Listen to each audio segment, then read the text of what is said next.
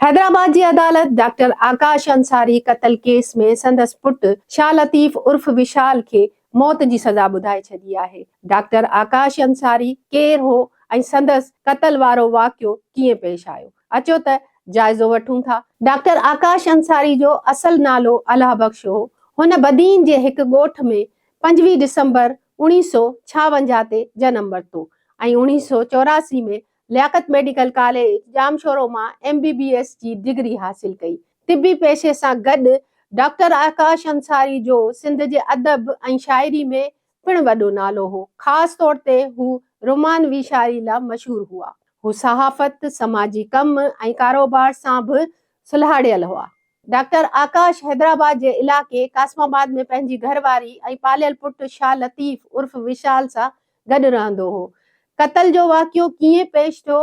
अदालती फ़ैसिले मूजिब कत्ल जो वाक़ियो 15 फरवरी 2025 जी विच वारी राति पेश आयो, जॾहिं डॉक्टर आकाश अंसारी दवा खाई सुम्ही पियो त जवाबदार शाह लतीफ बावर्ची खाने मां छुरी खणी मथस हमलो कयो। अदालती फ़ैसिले मुताबिक़ त पोस्टमार्टम जी रिपोर्ट में ॼाणायो वियो हो त डॉक्टर आकाश जे जिस्म ते 12 गहरा ज़ख़्म हुआ, जेके गिची, छाती, पेट ऐं सिथरनि ते हुआ। उन्हनि ज़ख़्मनि मां फिफड़नि ऐं जिस्म जे ॿियनि उज़वनि खे पिण नुक़सान पहुतो।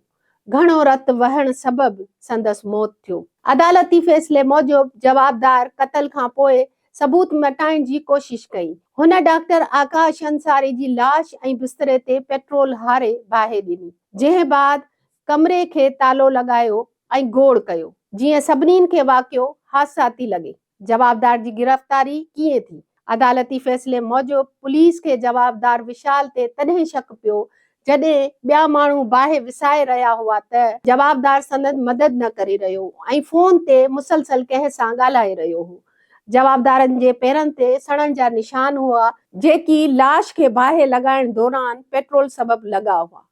जांच दौरान जवाबदार ॾोह जो एतराफ़ कयो, जंहिंजी निशानदही ते पुलिस कत्ल में इस्तेमाल थियल छुरी ऐं रत वारा कपड़ा हथ कया। जवाबदार जुडिशियल मैजिस्ट्रेट आॾो रज़ाकाणे तौर ते ॾोह जो बि एतराफ़ कयो।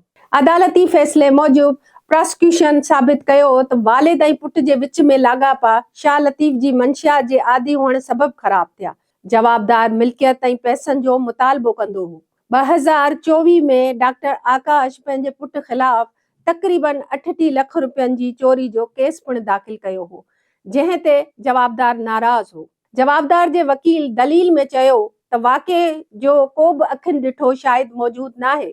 सॼो केस फ़क़ति हालातनि वाक़ियनि ते ॿधल आहे। जवाबदार जो एतराफ़ बयान दबाउ हेठि वरितो वियो।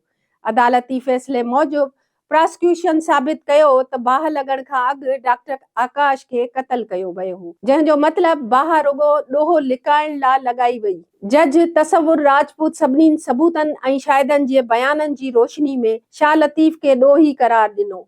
अदालत जवाबदार शाह लतीफ खे पंहिंजे वालिद डॉक्टर आकाश अंसारी जे कत्ल जो ॾोही करार ॾींदे फाही जी सज़ा जो हुकुम ॾिनो। अदालत जवाबदार खे हुकुम ॾिनो त मक़तूल जे वारसनि खे 2 लख रुपया मुआवज़ो अदा करे।